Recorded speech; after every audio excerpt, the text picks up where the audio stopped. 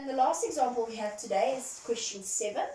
And now let's look. The first thing we always do is we look for an HCF, and I hope you can see it.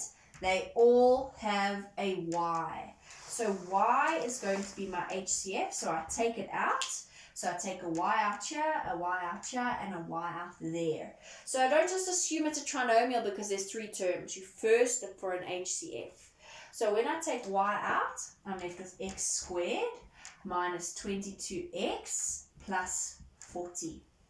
Because my y's cancel, my y's cancel, my y's cancel. And now that looks like a trinomial.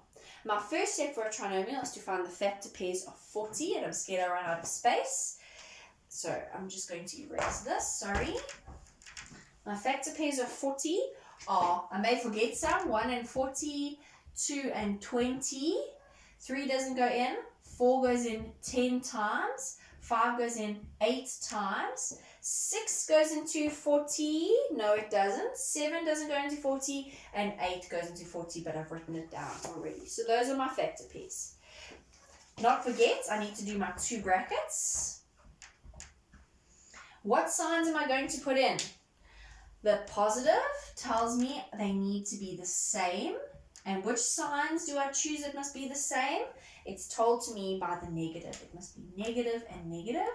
And I put x and x, not y, because it's x squared. So I must put x and x. So I need to get to negative 22 using 2 minus signs. So let's try it out.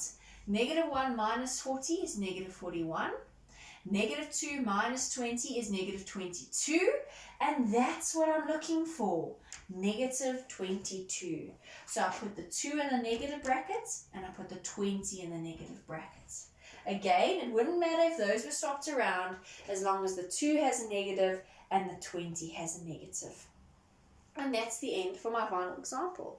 You now need to do exercise 5, and I'll see you again for your last lesson of factorizing.